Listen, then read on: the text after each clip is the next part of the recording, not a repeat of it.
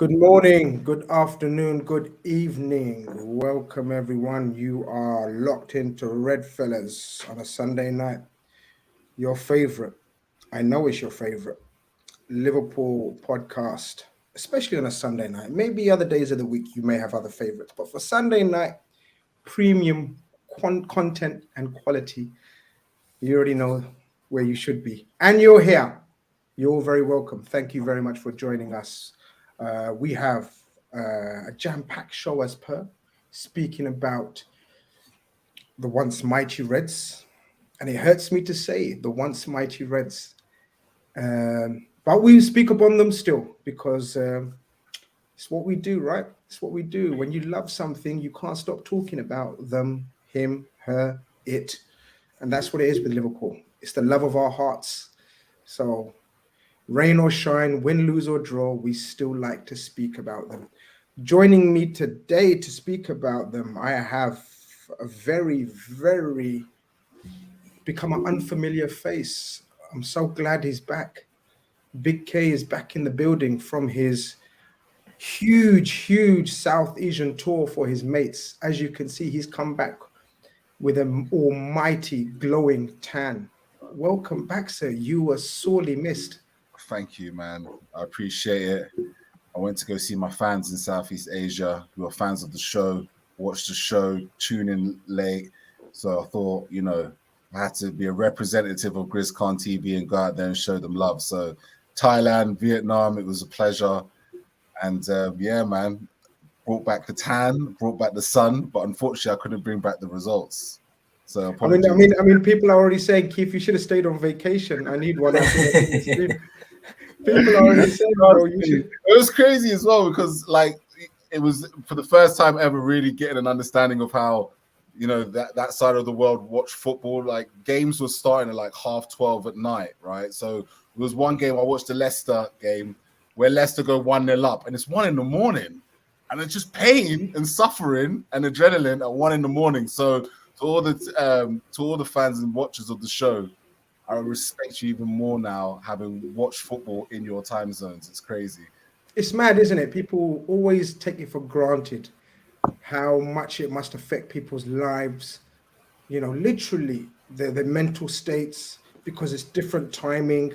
Watching, I don't know about you guys, but watching something in the morning, for example, and then having to do your rest of your day is different from watching something overnight and then you can kind of sleep it off, if you know what I mean. Conrad, are you the same like that as well? Like, does timing of a game affect your daily mood and routine? Yeah, no, I think so. I think after the Champions League final, I just slept for a bit and you feel a bit better after you sleep. I've had that before, Keith, when I went to the Philippines. It was, I watched the Merseyside derby. Remember the one when Salah got the Puskas Award? Absolute robbery. How? Because that was not even the best goal he scored that season. I watched that game at like 2 a.m. in the Philippines. So I get what Keith's saying. It's a bit mad when you're watching games at that time in the morning. But fair play. Fans from all over the world do it. So it's quite it was a bit surreal. So you must have felt that as well, Keith. Well, it's the adrenaline, because you obviously the adrenaline's pumping, and it's like you shouldn't be getting that adrenaline at 1 a.m. You're trying to go to bed, and instead you feel like your heart's pumping out of your chest. So yeah, for sure, it was a completely different feeling. Certain games I couldn't watch at all, so I just have to wake up and see the reaction, which was even worse because it would be 6. Then I'd wake up. The moment I wake up 6 a.m, first thing I look at is my phone, and I just see all the chat on WhatsApp. So much so I had to log out of Twitter for a bit because it was just, it's not a place to be for a Liverpool fan at the moment. It isn't, man. Of course, Mick's in the chat. Mick Moran, of course. Check his podcast out tomorrow, guys. Copite podcast. He says, yes, boys, hope all is good. I've got a chat with a legend that is Jamie Carragher tomorrow, so it'll be interesting to see what he has to say, what's going on. Yep, absolutely. So make sure you guys check that out. I'm not sure when he'll be showing it and whatnot, but check him out, Mick Moran on Twitter, and hopefully he'll have it up there. He'll tell you what it is. There you go. You mentioned Thailand. Big up the panel from Thailand, 3:15 a.m. Wow. Amazing dedication as always. Big up yourselves. Johnny B says it's 8:15 in Liverpool. Thanks, mate. Appreciate that. Appreciate that. But guys, can you tell Keith's been away so long and he hasn't kept up with our channel and everything, because he still calls it GrizzCon TV when it's officially been rebranded to Football Carnage. Like, that just shows you, what I mean, he's been away for so long. It's like one of those, when he went, when he went away, Liverpool were actually good and winning games. He's come back and, like, that meme where it comes back with a pizza and throwing him down. It's like that. Community, Community Donald Glover, when he walks in. That is equivalent to what's happened. You might as well just go back, Keith. Leave the door and just go back. Honestly, do the Homer meme where he just goes back into the hedge, just slide back out. Guys, sorry, Cav. I'd even ask you, because I know how you are, because we've been speaking for 3 hours yesterday on a show, which was, by the way, guys. We always say it every week. We say the call-in show is getting better and better, but I've got to admit, even yesterday was elite levels of conversation, and some of the callers were magnificent. And that's why I'd even asked Cav, because me and Cav have been speaking. It's like we've been speaking 24 hours a day about our beloved club. But you're right, mate. Yeah, I'm doing all right. I'm unlike Keith. I've been here and I've been frigging taking all the hits, so I'm not as smiley as Keith is. Yeah, you know what I mean? We're gonna press Keith today, because Keith's been avoiding and while he's been away, he's always here for the glory. Everyone talks about Keith and the glory, but he's gonna have to tell us and explain to us what's going on. Do you know what I mean? Because we're gonna want to hear from him. But before we do everything else, guys, we need everyone to smash a like first and foremost, please. Appreciate that. Thank you very much. Yeah, exactly. I'm saying yesterday's call-in count was absolute carnage. It really was. Check that out when you get a chance. Of course, we're available on all audio platforms now as well, Spotify, Apple. So as Conroy WhatsApped in the morning, like, perfect walking the dog content. So it is. It's brilliant. So go and check that out, guys. First and foremost, of course, how do you do this? I keep forgetting how to do this. We need to speak about our sponsors, because our sponsors are amazing, and our sponsors are our sponsors. And of course, they are yourfutcard.com. Create your own football cards, guys, with your name, your picture, and anything else that you want on it statistically. If you're Liverpool players right now, statistically, you may want to reevaluate your stats. It is up to you. Check them out for all your, not only your football cards, but all your magnificent football prints and artwork like this. These are some of the examples and samples. They also create your custom made own flags, custom flag creator. You can have anything you want printed on there. I can imagine quite a few FSG flags maybe want to be produced and created. Go check them out. These are the people for all of your needs, anything to do with flags, artwork that you may want to stick up. As you guys can see, I've got a sample of the amazing artwork behind me. There you go. Some of that artwork. Look at that. That's magnificent stuff. That Darwin Núñez one. My God, that's a beaut there. So go check them out, guys. You type in REDFELLAS at the counter. Checkout. Cav, sorry, man. You always tell me checkout, not counter. Type in REDFELLAS at the checkout, and you get 15% off all products. Make sure you go check them out. yourfutcard.com. Guys, there's no point delaying it anymore. We must talk about Liverpool Football Club. I'm going to come to you straight away because, as I said, you've had it easy. Just an override feeling of what it was like out in Southeast Asia, first and foremost, about the love for Liverpool and the passion for Liverpool. And what was the mood out like? Because you was 4 or 5 weeks out there. As passionate as anywhere else that you've seen Liverpool fans, hurting as much as anyone else. Just give us a mood of what you experienced and how you felt. Yeah, so one of the fascinating things is how many Liverpool fans there are in Thailand. Like, you see the Liverpool jersey wherever you go. Restaurant owners saying how much they love Liverpool. I got a picture of the taxi driver. He's got "You'll Never Walk Alone" banner on his windscreen. There's a big like following for Liverpool out there. And the mood for them, I actually think there's a lot of casual Liverpool fans out there in terms of, like, they if you're going to ask them who their favorite football team is, they'll just say Liverpool. So overall, kind of, it's still a genuine mood of pride and you know, oh yeah, when you say Liverpool, oh yeah, man, love Liverpool, this amazing club, blah blah blah. But from what I was seeing coming from back home, the mood was a lot different, right? And my overall reaction to everything that's happened is, you know, one of genuine shock and surprise and disappointment. Very, very, very, very disappointed. You know, I'll hold my hands up right now. You know, one of my kind of key toed lines on the channel was the World Cup being something of a bit of a distraction, right? It's something that we're going to bounce back from. You know, once the World Cup's over, it's a great opportunity to leapfrog into a position of at least, you know, top four. We've collapsed. We've genuinely collapsed, and you know, for the first time ever, you know, it has wiped the smile off my face completely. Watching some of those games, going back, watching the performances, coming on, listening to the shows, and hearing what was going on, we seem like a club that is either in transition, disarray, or both, and that's a scary place to be in. And you know what? I think overall, as football fans, you know, in being as part of the football community, what hurts the most is you're seeing the resurgence of Manchester United, the resurgence of Newcastle, the resurgence of Arsenal, all taking place at the exact same time. And now it's just making football in the whole situation just really tough to watch. So, yeah, honestly, I'm really surprised at what's happened over the last couple of weeks. A couple of super chats before we get the mood of Conroy, because I don't think Conroy's been on the show this week, so it'll be interesting to see how he feels after what was last week. But Pimpin' Distress sends in a generous super chat. Appreciate the love and support. He says, more power to you, Grizz. Shake off the haters. Don't forget, they're probably still sitting in their nan's front room with their sweats around their ankles. You never will look alone. Thank you very much, brother. Yeah, if people not sure what he's referring to, just a few happens when you get frustrated. The fan base gets heated, frustrated, and a few things get said.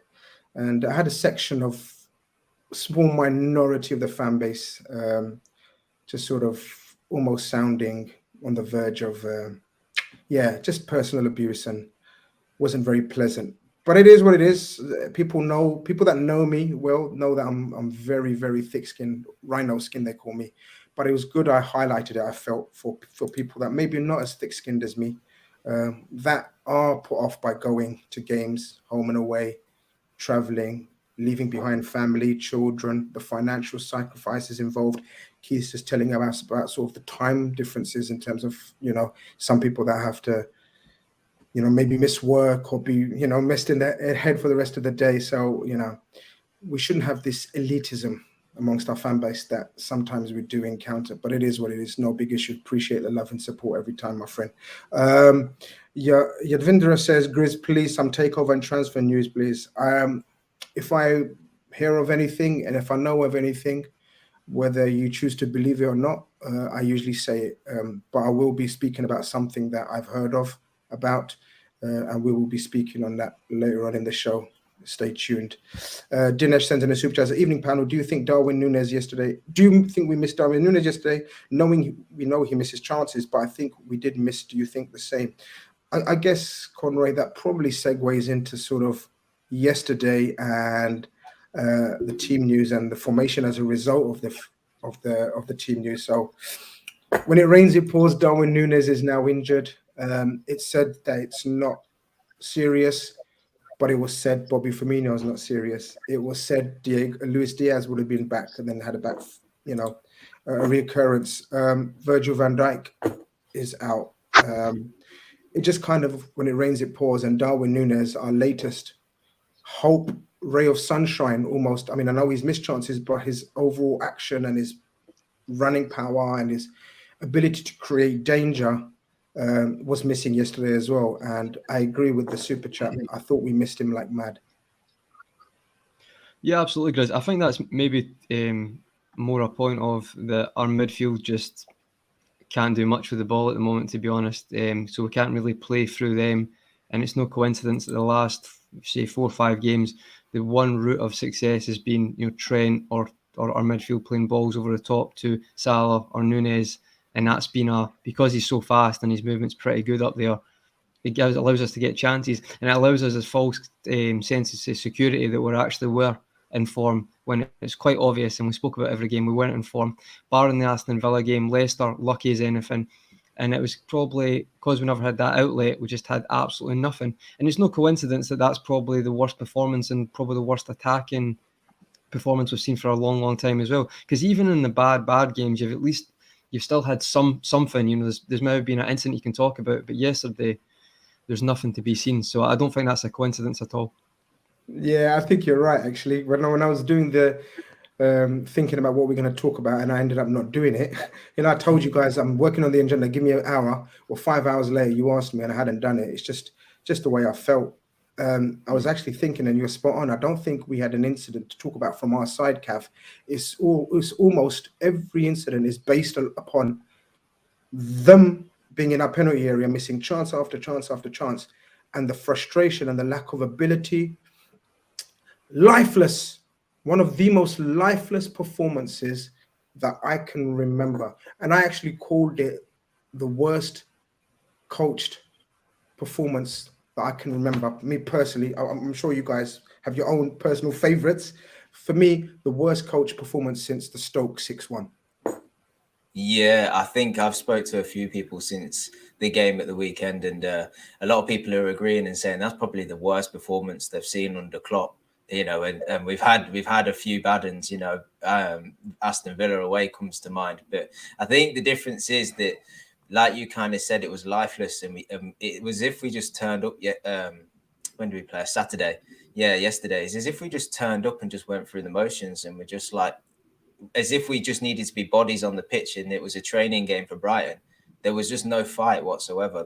They didn't try to do anything, and then like after about half an hour of watching that football, you were just a bit resigned to going, okay, that's going to be the result. This is going to be the outcome. It's one of them days. And I don't know about everybody else, but for me, I'm not sure if it's because I kind of expected it. We did the preview and we knew it was going to be a tough game, but it didn't quite hurt like the others. And I think it's just because the season's been so bad and inconsistent that I've kind of just accepted where we are. And I've kind of just not checked out, but I can't get numb. You feel numb. Yeah, numb, normalized. Yeah. Feel numb. Yeah, yeah. That's how. And you know, in games where I think you alluded to it, Conroy, where you can get angry at an incident, or you can get angry at a player just mistiming a challenge, or not doing a challenge when they should, or not clearing their lines when they should and stuff. But quite simply, we just wasn't good in any department. So it's hard to be angry at absolutely everything, isn't it? Yeah, that's a good way of putting it. Like, how many things can you be angry with? Can you be angry with the owners, the players, the coaches, the substitutions, all at once? Because that's how it felt like. There was nothing. I did, like, Keith, I'm going to come to you when we see the lineup, and we've been pretty much screaming out for do something different, pick something different. What do they say? A sign of insanity is doing something again and again, expecting a different result. A, do you think he had any options to change it about? And B, if he did, why isn't he doing it? And C, is it a sign of insanity now? Because as a result of yesterday, there is a small minority of the Liverpool fan base, whether it's based in Liverpool, whether it's based in UK, Southeast Asia, Europe, Africa, Antarctica, North Pole, Ice fucking Pole, right? There is a small minority now that is questioning Jurgen Klopp as a coach. Yeah, so Jurgen Klopp is at fault for yesterday's defeat. Like, we could go into discussions about what we need. We can go into discussions about the players that played. Yesterday was all on Jurgen Klopp, and that's why he came out and apologized for it, because he knew that it was his selection. In my opinion, whatever tactics they decided, and they had a week to do this as well, right? This wasn't like we had a Champions League game and it was a quick turnaround and Nunes picked up a knock. They had a whole week to prepare for this game. And whatever tactics they had come up with did not transcend to the players at all. The players looked like they never played football with each other in their lives. The players looked like they've never pressed in their lives with each other. They've never built up play with the ball at their feet in their lives. They look like strangers. And if players look like strangers, then for me, that's the coach's fault. That is the coaching team. That is the manager's fault. And he got the tactics very, very wrong. When I saw that lineup, I think a couple of things come to mind. First of all, it's kind of like, you know, we've done this to ourselves, so there's no one to blame but ourselves when we're in this position with some of the players that are still being picked. For example, Fabinho. At this current rate, Fabinho is not good enough to play for Liverpool Football Club, period. Right? Fabinho does not look like he's with it anymore. He doesn't look like he's there anymore. He just looks like he's passing by, picking up a paycheck and wearing a Liverpool shirt. He is a very lucky man. Any other team in the top 6 right now, Fabinho would be on the bench. So when I see his name pop up on the team sheet every week, that's for me is the first question mark. Why is there nobody that can replace and play in his position? Well, because we don't have anybody who can play in his position. So that's the club's fault. Second player that popped up to mind where I was just like, I once was so excited to see your name on the team sheet, but now I'm not, is Joel Matip. I think Joel Matip is the mummy, is almost like an Egyptian mummy. We have patched him up so many times over the years, but it seems the recent patch up of Joel Matip and the person that's come out onto that pitch does not trust himself physically with his body anymore. He doesn't look like the player he used to be. He really has gone a couple of steps backwards, in my opinion. He really looks like a shadow of his former self. And the final thing that I noticed, which I thought was going to play out in that team selection, was Cody Gakpo at centre forward. Now, I did not rate Cody Gakpo's performance as centre forward for the Netherlands, to be quite honest with you. I don't think he's a good striker. I think he's a lazy presser off the ball. He's not good playing in that central position. He's not a striker. He's not a striker at all. So if the club have purchased this player to think they're going to play him in multiple different positions, yesterday, yes, it was his debut Premier League game, and it wasn't a position that we bought him for, in my opinion. But when I saw that he was going to be the player that was going to play centre forward, that's when I just knew this is going to be one of those games where you're playing a well-drilled side that are just going to take us to the cleaners. So, yeah, that was my thoughts on the game. And to the super chat about Darwin Núñez, absolutely. You know, Darwin Núñez has probably been the chaos that has allowed us to kind of get through games. We would have probably had a few big chances in that game as well if Darwin Núñez had been playing. Once you take him out with everything else, then the forward line, it's not what it was. Salah is not the guy. He's not Steven Gerrard. You know, Salah's not going to be the guy, okay, today's the day Salah's going to win you a football match all by himself when the rest of the team's playing shit. He's not that type of player. Gakpo's just started. He's not a centre forward. And that's what Alex Oxlade-Chamberlain, that's on Jurgen Klopp as well. Too much faith for too long.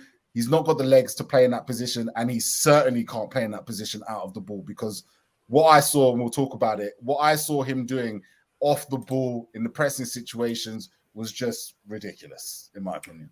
A couple of super chats, and one of them is segueing into what I wanted to talk to Conrad about. Well, is what we're talking about anyway. Chris, would you take Mancini if Klopp leaves? I don't want Klopp to leave, bro. I don't want Klopp to leave. Simple. I don't want him to leave yet. Man United, women 6, Liverpool 0.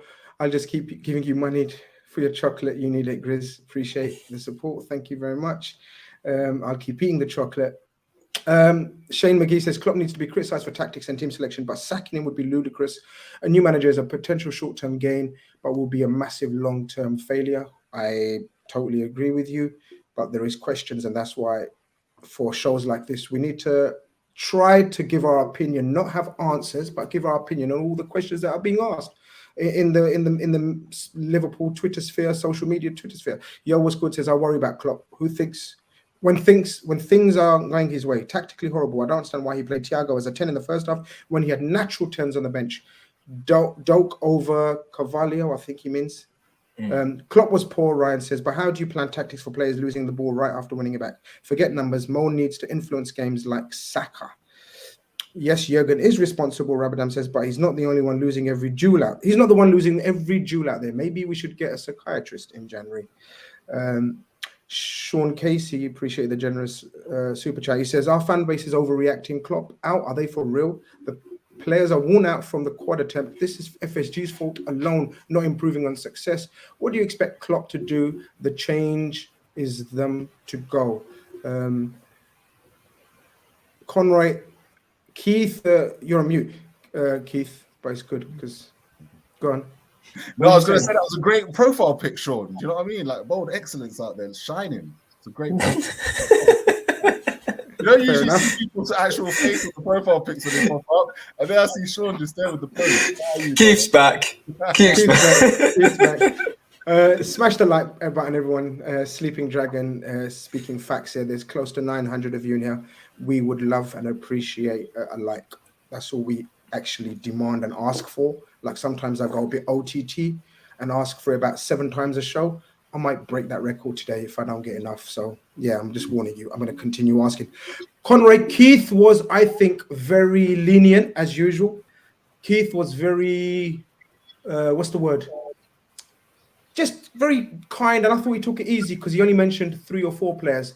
And he said he doesn't understand how they represent or how are they still playing for Liverpool. I don't know who was worthy of wearing the shirt yesterday, Conroy. I'll go as far as saying that. And that is... I don't know what that means. That means that's awful. That's an embarrassing situation to be because there was more than enough quality, experience, mentally strong captains in their own right. Call it what you want and how you want. There was more than enough to not get embarrassed by Brighton and Hove Albion 3-0 and be lucky that it was 3-0. More than enough. Yeah, I mean, for me, to be honest, guys, I think just like we can say, you know, about the players and that, but this is not an isolated incident. So you can go on about that. Like, there's obviously, it's not a good place to be at the moment. But I think tactically we were just like absolutely done. Like, we're not playing well, but it was like anything we tried as well. Like Klopp tried, you say it didn't work. Like you had Pascal Gross playing at right back. To me, Brighton screaming a team that they all know and they can manage a game on the park themselves as well, but they all know where to go. So I think there's a few instances where Pascal Gross would come inverted and basically he put the 2 fullbacks, De Zerbi, Estepian and Gross at the time, they kind of lull us into thinking they're going to go wide with them. But actually what they've done is they, between Sanchez, I can't remember the 2 centre-backs, they then play it in the space to the central midfielders. And then, as you've seen, they'd get the balls behind to Mitoma and March, and because we're doing it so quickly, Thiago couldn't track March on that side, which, to be fair, Henderson tried to do when Mitoma didn't do very well, but he tried to cover that ground. So they're just continuously getting in those spaces, and then at times as well, because Gross was coming over, it allowed McAllister. So see, he was coming over with who's the other centre mid for Brighton? You've got McAllister and Caicedo. So Gross was coming over, so then he's found McAllister popping into that little half space at the left side. He was pushing higher up to attack, and that was causing us so much problems. And it got to the point, I think, Grizz, your tweet summed up how the hell it wasn't 1-0 at half time. I've not got a clue, to be honest. It should have been 1-0. I just think it was minimum. Lots of other reasons, but I thought tactically, minimum, yeah. But I think we got tactically outdone, and even in the second half, we try to change it. This bit sums us up right now. He makes a change to the positions in the second half, and we can see the minute into the second half. That about sums us up right now. So the players can't follow runners. The tactics are wrong, and Brighton, to me, it was really embarrassing yesterday because that team's not an expensive team. It's not an expensive team to create. We used to be known for finding great deals for players and making it work. And now it just looks like the saddest thing is, I think a couple of years ago, people were worried this was going to happen and they predicted it and they're absolutely spot on. And I think yesterday just sums it up. We've just let it get to this point where I keep saying it, and I know Cal's probably going to laugh, but we're trying to play a certain way and we've not got the tools to play that way. So well, here's this groundbreaking thing. Don't play that way. You have to adapt. I'm not being funny, right? But managers of a lesser quality, basically, if they don't adapt, they're not there. And it's like, I'm not saying that at all. This stubbornness to play pressing against especially their midfield, but just to play it in general, we've not got the quality. I don't even know if the word's baffling anymore because I'm saying it every week. It's getting to the point now where I don't think this result will change it. I think we'll try to do it again and we'll get embarrassed again in some games. We might win some other games when Nunes is there, but overall, this is probably going to happen 4 or 5 more times. maybe not 3-0, but there'll definitely be defeats. And I don't know, like guys, I would bite your hand off for a 0-0 right now in a clean sheet. Honestly, I would. It's getting to that point where that defence, just anyone who's playing looks all over the place. Look like they don't trust their ability to defend right now. So, sorry, Grizz, you're going to speak there. No, it's fine. What I was going to say is, Cav, I'm going to take it one step further. I think the embarrassing part of yesterday was we actually tried to change it. Guys, we actually tried to change it. We had, is Cav there? Yeah, Cav's there. Sorry, you froze a little. We actually tried to change the formation. We actually tried to tweak it. We actually tried to play. Help me out, guys. I don't know. People are saying it was a 4-4-2. Some people are saying it was a 4-2-3-1. I mean, first, tell me what you thought. Yeah. We should have been better prepared today, Conrad. It's my bad. We should have got our formation and the No, average I position. think it was a 4-2-3-1. 4-2-3-1 was on paper, but I don't know if No, it but worked out that. we should have got our heat maps out today. We're so ill prepared because that's the way we feel right now, yeah. But Cav, I think we tried to tweak it. Yeah. But I think we got it even worse. Like we made it even easier for the opposition, and that's an indictment on the coaching of Pep Linders and Jurgen Klopp. And I'm gonna call it out. I don't give a shit what anyone thinks because it's my opinion, and everyone else is entitled to their opinion. Yesterday, like Keith says, it wasn't about FSG, who are we know they're at the end of their tenure. We want them gone, right? Pretty much to a man, woman, cat, dog, yeah, fridge, cup of tea, right? It wasn't about signings, a midfielder. It wasn't about injuries, okay. But yesterday wasn't anything else apart from an awfully coached team and a bunch of players, all 11 of them, that had no idea, no energy. And I hate to say it about a Liverpool team.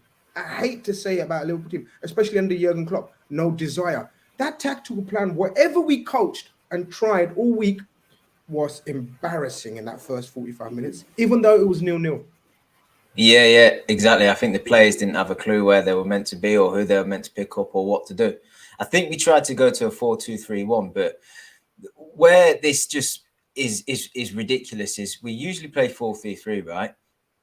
And we went to a 4-2-3-1 with Thiago as like a 10 or more advanced of the three. But naturally, when you're playing Salah and Gakpo, who both want to come in on their stronger foots and come in field, a 4-2-3-1 can look like a 4-1-2-1 diamond. It can look like a 4-4-2 because naturally where the players come in when they are in possession is so central, it's so narrow.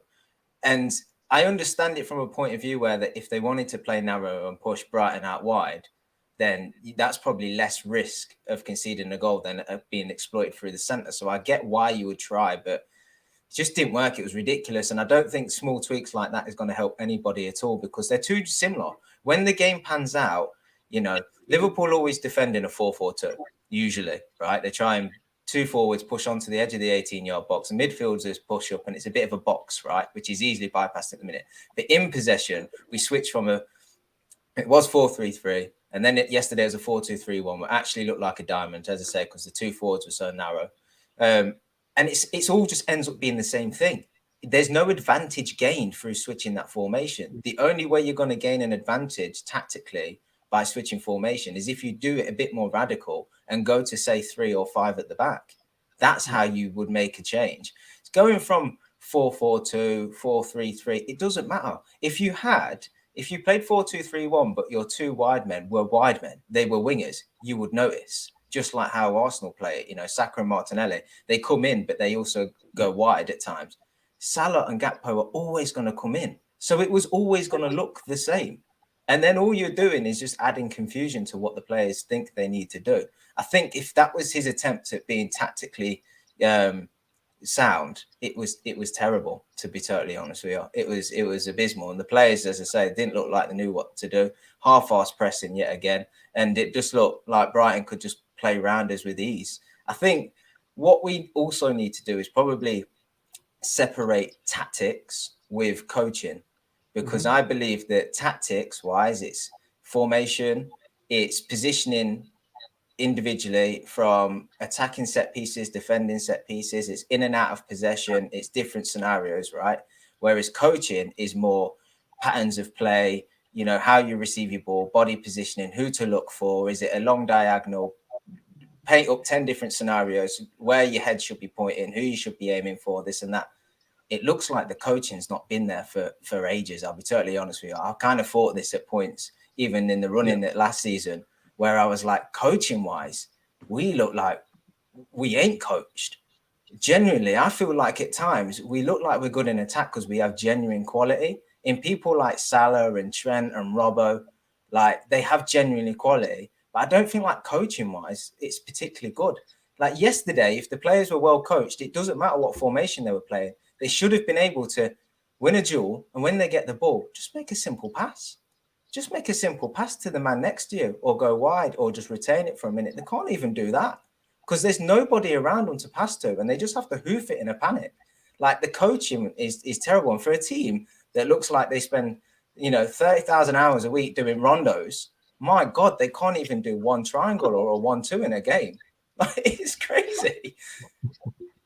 Conrad, you was going to come in. Can I just add to Cav's point? Because I think there's a bit in that as well about the patterns of play. And listen, me and you could talk about that between us all day. I know we have in the past. We can probably touch on that again in the future. But on the point that gets me, and I think this probably creeps into a lot of football, it's not just us, but if you're watching that game, right, Solly March about 4 times had so much space, and it was just basically Robbo and an overload against Solly March, and I can't remember, it was a few players overloaded there, but it wasn't just like one instance. This kept happening, and it's like, I want to get your thoughts. Does that not like baffle you guys to why there was not either changes on the park to say, right, sit and come over for a bit and help me or help Robbo on that side? Because to me, it's like, I don't know why that's not happening. Like, if we identify that 2 or 3 times in a game, there should be changes. And again, I think it comes back to, and I'm not going to repeat about the adapting stuff, but like, genuinely, I keep hearing people say, like, changing the formation doesn't automatically make you more compact, as Cav said. Like, that you actually positionally, tactically, if you say, right, we're going to be a low block, I don't say low block, but we're going to be sit back a bit here and be compact. That's what happens. Like, it's not, it isn't rocket science, and it's just like you can just tell that we're never going to do that. Like, it's not like Brighton carved us open. Like, they done really well to get in the spaces, and their football was brilliant, but there was space there a lot of the time. I don't know if you guys agree with that. To me, it felt like they had numerous times and numerous space in behind, and I just find it baffling that we can identify this in the first half, yet it just continues to happen, and there's not any changes as it's happening, like on the field in the first half. And players don't do it anymore, though, do players literally just go on. You never see, like, as you said, Grizz, last week, a fullback telling a midfielder to come back and help them. You never really see that anymore. Maybe Van Dijk, probably, but it's not very, very often you do. Hussam Chatila says they're mentally drained, nothing to do with tactics or Klopp, and it's all about desire. You can park a bus and still have a situation. I totally disagree, Keith, and I've said it quite openly and quite blatantly for a few weeks now, lads. I've come to the conclusion, just my opinion again, I've come to the conclusion that they can't physically do it anymore. I'm genuine about that. I don't think Henderson, Fabinho, and Thiago, and Matip, and Ox, that's 5 I've mentioned straight at the top of my head, have got the physical capabilities to play anything like they had to play, let's say 3 years ago even. And it's worrying and scary that the coaches, namely Jurgen Klopp, can't see that. I genuinely think they are trying. I don't think they've stopped listening. There's rumors of they're not playing for him, whatever. I just don't think they're physical. And this mental fatigue thing, I don't know. I'm not a psychiatrist. I don't know how this works. So I'm not an expert on it. So I'm not going to speak on something that I'm not an expert on. Not that I'm saying I'm an expert on football tactics and whatnot, but I'd like to think that I've watched and seen enough football to have a basic understanding. And the eye test to me as well, seeing these players live as well, a lot of the time, is they're physically not up to doing what they were able to do. And if they're getting asked to do the same thing for 5 years, pretty much. Those 5 players have been 5 years with us, if not more. Been asked to do the same thing week in, week out. They physically couldn't do it, Keith. Literally, Brighton were doing very basic, brilliant, brave, technical football, but it was so simple to actually bypass our midfield and our attack, which you wanted to talk about. I know you want to talk about the press. Maybe go into that if you want. Well, that's it. I mean, if we could talk about press and segue into it when we're talking about physicality, I think there's something to be said and I think you got to, when you look at this point, you got to see it from a different point. Like physically and mentally, I think both come into it at the same time, because I could imagine, right? And someone in WhatsApp group made this point. Sam made this point, and I agree with him 100%. Jordan Henderson playing for this Brighton team right now, would we be seeing a different Jordan Henderson? Like we see Adam Lallana. Adam Lallana, for all intents and purposes, has been told physically he can't keep up to play with the demands of Liverpool. But yesterday, he was part of all these patterns of play, and he's one of the stalwarts in the Brighton. Sorry, Keith, just 1 second. I've been watching your comments, son, daughter, nephew, niece, wherever you are. Why are you on this channel if you think there's something wrong with it? Fuck off or shut your mouth, or I'll block you and mute you. All he's been doing is moaning, or her. Shut up. There's so much to talk about. I've literally said the owners need to get out. Are you not watching, listening? Are you thick? Sorry. I love calling out dickheads. But, you look at these players and you think, right, again, if they play for a different club with different momentum, maybe a brand new signing at these clubs, they would be different players right now. I still think they've got the quality, but I just think at Liverpool, at this moment in time, the philosophy and the ideas need to change. They need to find a different way. And perhaps maybe they are trying to find a different way, but then that requires a wholesale change of players, because when you talk about physically being able to do the demands of the job, the perfect example is the physicality of the press. You had Oxlade-Chamberlain, it's hilarious at times. You had Chamberlain, Gakpo, Thiago, and Salah, right? Multiple times during that game, trying to press Brighton into their own box. I've never seen the defenders look less scared and bothered, right, by the fact that they had 4 players around them than I did in that Brighton game. They were chilling, nice little, like as Conroy was alluding to, Solly March on the wide. When they were getting those sprays up to Solly March, all it was March at Lallana. All of a sudden, they were breaking off and having a counter attack. So you've lost 4 players, or like from that press, which Klopp and Linders have proclaimed that it's a risk, and it's a risk that we take because the risk and the reward benefits are so great. The risk and reward benefits, lots of risk, no reward. Lots of risk, zero reward, because the players are not at the end of the day. The players have now shown over a nice sample size, right? They've shown over half a season that they're just not up for it for the type of intensity that they used to be. I still believe that giving them a big game, or giving them a proper one of those kind of games, knockout tournament, Champions League, stuff like that, that you'll see the sides of Liverpool. You'll also see all of the cracks. They get shown out as well, but they show themselves out in the big games. And that's my belief, is that's where physically and mentally they can bring themselves to. But the way you win league titles is not bringing your A game in a game away to Chelsea at Stamford Bridge, or in Man United at home at Anfield. You don't win league titles doing that. You win league titles bringing your A games by going to Brighton, winning 1-0, getting the hell out of there, taking the 3 points and going home. And physically and mentally, for the beliefs of Klopp and the team at this moment in time, there is a clear disconnect. And it's not being bought into, particularly in that midfield. They don't buy into it anymore. Or if they do, they try and implement something that just doesn't work. It doesn't work. Conroy, I don't know where to start with the game. We saw the lineup again.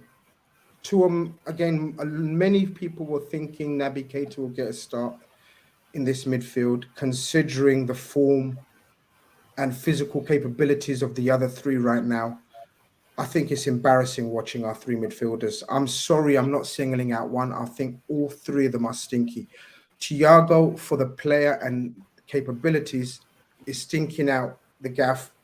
in comparison to his talent. So before people say, oh, he's the only one who's got a pass and a control in him, well, that's why I'm fucking singling him out, because he's the most talented and he's the most creative and he's won the most. He's the most experienced. And he was supposed to be the icing on the cake. Henderson, we know, has been pretty much shouldn't be a star in this team for the last 12 months. Never mind now. So 12 months ago, we were saying Henderson shouldn't be a starter. So stop with the Henderson. Oh, just Henderson, just Henderson, just Henderson. We know Henderson shouldn't be starting in this team. Fabinho, I've been on people saying, oh, it's a witch hunt for Fabinho. Are you seeing it now, though? Are you seeing Fabinho now? I've been saying it 6-7 months about Fabinho as well. I don't think we're going to see the best of Fabinho again as well. It's so worrying, especially, and we already know the lack of investment. And I don't want to talk about the same shit every week about lack of investment. We know we've mashed up and we're in a sticky position with regards to incomings and midfielders, and we need a whole refresh. But what I'm trying to say, Conroy, and I'm saying it in an emotional, long-winded way, is Bejitic, Naby Keita, needs to be something different, or play two of them. If we can't even raise three midfielders that can run and at least equal the amount of running the opposition are going to do, just play two of them that can actually do it. Because right now it seems to be an actual running energy problem. We cannot keep up with any set of midfielders. I think a lot of the comments here as well. Like Naby Keita's not like, he's not played amazing by any means, but he's just been at a decent standard where the others haven't. And I agree. Even Bajcetic, he comes on, has a bit of composure, scores a goal. It's a great moment, and it's like even stuff like that. You feel like at times it's like. Again, I find it very frustrating. Like you look at Thiago, and only Liverpool could do this to Thiago in the sense of take Thiago in as one of the best, maybe in a pivot if you say, but controlling the game and make him a workhorse is honestly like have a word. Genuinely have a word. I've never seen us try to put Thiago in the six and let's get engines around him or engines to a certain extent, something like that. I mean, to me that would make more sense to try. At least it's something different. But again, it falls into the insanity term that I know you said, and a lot of the comments are saying, we just keep going and hoping for the best. And I feel like we're going to the well there now, but it's running dry a lot because, one, you need a bit of fortune, you need to be on it. And especially in some of those games, we all discussed it. If you break them down, there's so many moments, even in the Aston Villa game, Villa missed some big chances in that game as well. Overall, we probably deserved to win. But if you're breaking them down, it's a recurring theme. And yeah, ideally, Keita should have started the game. Absolutely. So that's already, you're frustrated before you're going into the match already, before we even... And we all know, listen, guys, our predictions, I know I wasn't on the preview, but last week I said we'd get beat 2-0, 2 or 3-0. That ultimately is what happened. I'm sure, I didn't actually catch what you and Cav's prediction was, score prediction, but I'm sure it was something similar. So with that already in your mindset going into the game and seeing that lineup, you're probably already fearing for the worst. As I said, it was 0-0 at halftime. It should have been 3-4. I'm serious. It was really easy for Brighton. It almost like they were playing slow motion. Do you know when you're playing your child in FIFA? Well, a child that never picked up a joypad, because these days children are far better than parents. So you know what I mean when I say that. A child that's never picked up a joypad. Is it called joypad even these days? Am I showing my age? Controller. Controller. Yeah, you can go joypad. You can go joypad. We'll let you have that one. Okay, let me have that one.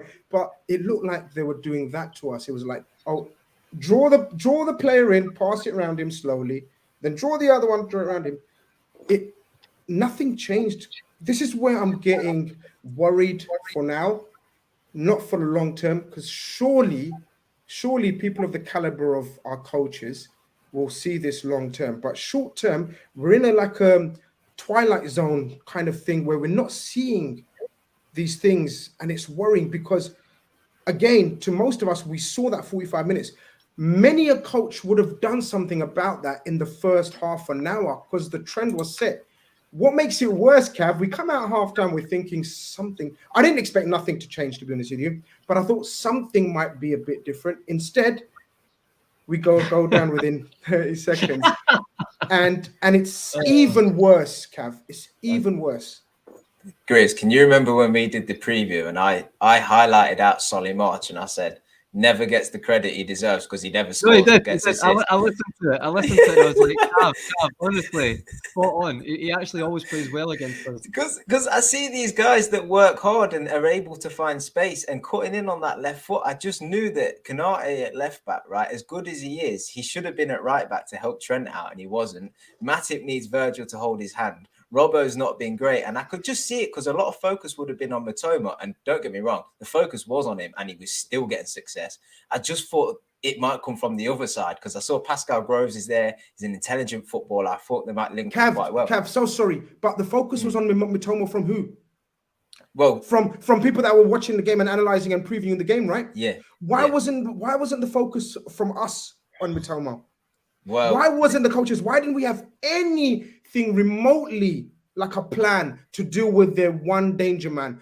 We knew Trossard's out. Is it Trossard? Yeah, Trossard's out. Yeah. The other guy who terrorizes us every time we play him. We knew they've got a young buck up front who's a handful and a half. But pretty much we should have known that Lallana's never going to run through us, even though he will link up and have lovely touches. We know McAllister and Caicedo are going to dominate in midfield, but keep the ball ticking. But we knew the penetration, the pace, the running in behind, everything that we shit ourselves, everything that we struggle with was going to come from Mitoma. Yet we had Trent isolated against him one-on-one. Mm-hmm. Yeah, and do you know what? I actually think Trent didn't do too bad, to be honest. Like a few times Matona got by him or, got in behind him, but I felt like Trent recovered more often than not. And let's face it, must have been over 10 times that Mitoma had a chance to get by him. I also think in the first few minutes, Trent cut out, which were just like tap-ins from Mitoma. He managed to intercept them, so credit to him there. Konate did well in the first few minutes to sort of get across and put challenges in and interceptions in. So they didn't do too bad in some moments, but the team was never going to be wasn't set up to defend everything, and their goal was always going to come. I just think we're at a point now, like where we played. Look, Matip's been a good player for us, right? He's had his injury issues, but usually when he comes back, he plays well. He's been a magnificent player for us. Yeah, but alongside Virgil, who talks to him and instructs him, and they're two, their attributes in each of them is a good partnership. But we've seen from Matip when he's not got Virgil beside him, he is a slightly lesser player, I would say. I also think if the obvious threat was Mitoma, why not put Konate on the right side of centre midfield, central defence? Like we've done it before to cover Trent. Most famously, we kept Vinicius Junior out in the Champions League final. Yep. And then if you're thinking, well, if Matip can't play left centre back, well, we're at the point, guys, where we can't turn our nose up at people like Nat Phillips. Like you might just have to turn to him and go, do you know what? I need to look at what the opposition's threats are, box that off. Who can I use? And forget this, what they've done for you in the past, forget what potential they've got, forget all of that. Play the people if they've got form or if they can play the position well. I don't know why we're turning our nose up at Nat Phillips now. I actually think he could come in and do a job for us at this point in time. But then just to add to that point, and you touched upon it a minute ago, Conroy, was that Bčečić comes on in the Villa game, plays well and scores, doesn't play again. Carvalho comes on and, plays against Man City, scores, doesn't play again. And I'm not saying they're the answer long term, but what I am saying is what this team does not have is momentum. So what you have to do is take the little bit of momentum that some players have and just stick them in. Like Bčečić might have a poor game, right? You don't know. But if he's feeling good because he's just scored a goal, right? And he's playing well in the short minutes that he has played, just stick him back in again. Because that energy will carry a lot of other people. If you're going to keep going back to the same people, the old reliables that aren't playing well and have no form and no momentum, you're going to get the same outcome. I think it's just the selection's a bit ridiculous, to be honest with you. And like you say, we were always going to concede. You could tell after the first 5 minutes, Konate put like 3 or 4 challenges in, and you went, well, if you centre back's having to do that already, it's a long day.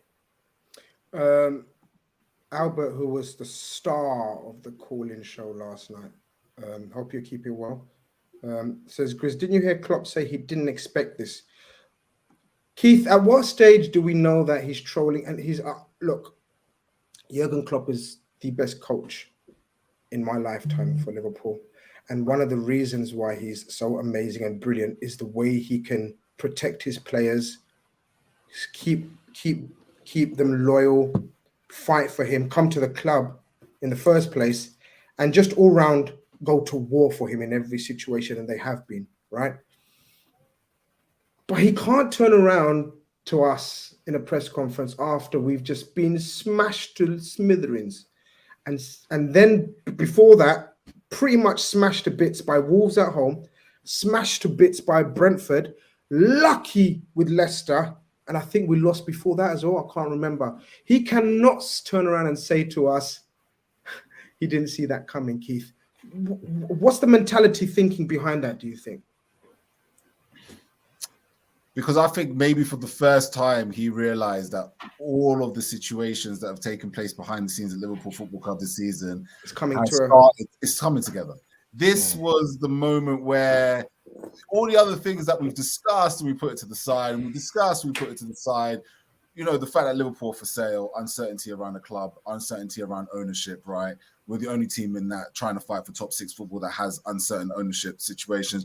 Any company in the world that you work for, if all of a sudden you're hearing that you're going to be sold, you question your own position in the club, you question all the structures surrounding that working environment that you live in and whether the culture is going to be the same. You know, I've personally never been involved in buy-ins, but I know a company of ours bought another company that's pretty popular, and you get when they came over at that time, there was so much uncertainty. A lot of people left because they didn't like what they were coming into and stuff like that. So you've got this kind of brewing on one side. On the other side, you've got a situation where just when you think you're out of the storm when it comes to injuries, you start picking up significant injuries to your most significant players. And anybody in the world can tell me this: you cannot win a league title if you're constantly changing your positions every week, which the Liverpool have done every single week.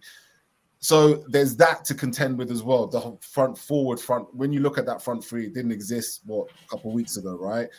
So you've got all of these situations coming to roost, and I think that that's what culminated in the pitch, and that's why, give him credit, he took responsibility for that defeat, because ultimately he knew that it was him trying to stop a sinking ship, as you will.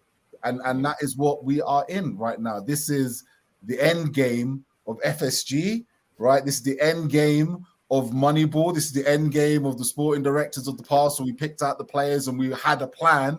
This is the end game. Until we get new people that come through the door and give us a future, this is going to be more and more turbulent times, in my opinion. And I actually think, again, I still think that for big games, these players will turn up. And probably Champions League, to be honest with you. That's the only thing I think they care about. But overall, don't be surprised if Liverpool do a Chelsea when they sack Mourinho and finish 10th or something as low as that. That's what I see. That performance, it gives me that is what I see with the players. That's what I see with the manager, the coaching, all the news that surround it. We ignore it, and we ignore it well.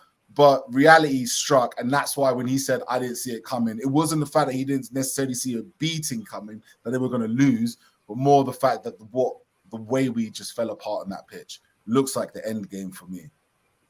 It kind of segues into the super chat amazingly. It's amazing, isn't it? We didn't even have an agenda or structure today, but it's been wickedly worked out.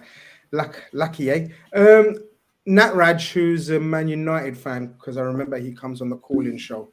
He says, I don't think you guys can recover from this because the people behind the scenes who helped you scout the players are gone, Michael Edwards and Cole. Is he right, Kev? Is he right? What is he? Sorry, Conroy. I'll come to Conroy first. Is he, like, Man United fan, people from that side of the club knew about how we worked, how we operated, the unity, the togetherness, the organization, everything. Has he got a point that we seem a broken club? And like we spoke about last week, where I think it's from the top, and what Keith alludes to, the uncertainty throughout the levels. Throughout the levels of the club, there's uncertainty everywhere from the top, and now it's emanating right to the bottom, which is the pitch. We need some clarity in every sense. No, absolutely. I mean, not to do a comparison about other industries, but if you talk about most workplaces will have a top-down management like culture. They try to, especially take a health and safety example, but usually that's what you try to do. The management comes from their top down, you know, so everyone follows the same culture in the place. So if your uncertainty starts at the top, then it's going to filter down. And I think by now, we questioned it a few times, but I think we spoke about it last week. I think it's very obvious now. But again, I feel like that's a factor, but it's not an overriding excuse, though, Grizz, because again, other teams have issues, but they do not capitulate. I feel like sometimes as Liverpool fans, it's like, oh, this is because of this, it's because of that, that's why we're here. But at the end of the day, we're 10th or 9th, 10th, one of them, right? We're one of them. It's like, other teams can find ways to make it more difficult, and they're not getting opened up that easily. So I feel like you have to look at yourselves at times. It has to look at why we're doing that. But on that overriding point, of course, I think it's a really good point. It's definitely going to affect everybody. But again, there's levels, Grizz.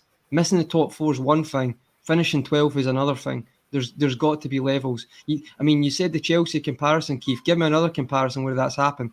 I can't. And the Chelsea one was firmly because of what Mourinho done and the culture he created. What's our excuse at the moment? What's our excuse? The players. If you put those 11 players out, they're good enough to get results. Take the Brighton game away. They're good enough to get results away to Brentford. They're good enough to get results. So it's how they're operating and how they're playing. And I think you can say mental and physical fatigue, okay, whatever. I feel like that was always going to be used at one point in the season, though, because it's what we do sometimes. We just, okay, yes, definitely. But other teams play lots of matches. Luis Diaz played 60 matches last year, right? That can only be to a certain extent. But if we finish 13th or 14th, there's got to be acceptable levels of a downfall. And right now, I feel like we're breaking our own records, to be perfectly honest. And I don't know. I went on a bit there, but yeah, overall, it's going to be the team. Sorry, I appreciate Chelsea. that. Sorry, go on. Chelsea. You mentioned Chelsea's, Conrad. Absolutely right. That is the exact almost comparison, if you will, in terms of a club that have literally kind of got themselves into turmoil with players that are world class enough to be winning football matches on their day and not be in that position. I think that like you said before, there should always to try to find solutions, and it is a factor. But I think it becomes more of a factor in our case because I believe that we are up for sale, haven't been sold, and yet everything around us seems to be changing, but there's no real direction going forward. And Chelsea, when they lost Roman Abramovich, had a similar situation coupled together with injuries, and then coupled together ultimately, and this is where I agree with your point, on players that should know better, right? Players that should know better, players that should be able to ride themselves out of the storm. But at the moment, they're showing that they're not up for that kind of challenge, at least challenging for the Premier League or even challenging for top four by the looks of it.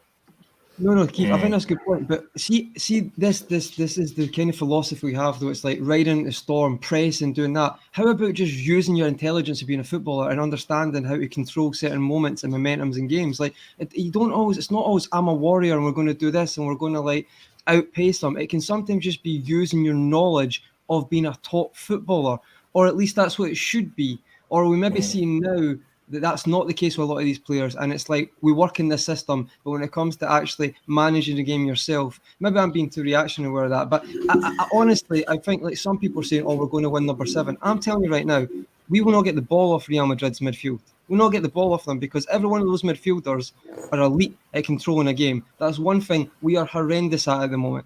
And just to me, I don't know. I'm not going on too much.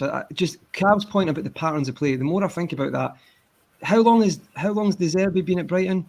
4 months, 5 months. Obviously, Potter instilled good play as well, and to do that. But I watch so many teams, and I feel like they work on patterns of play.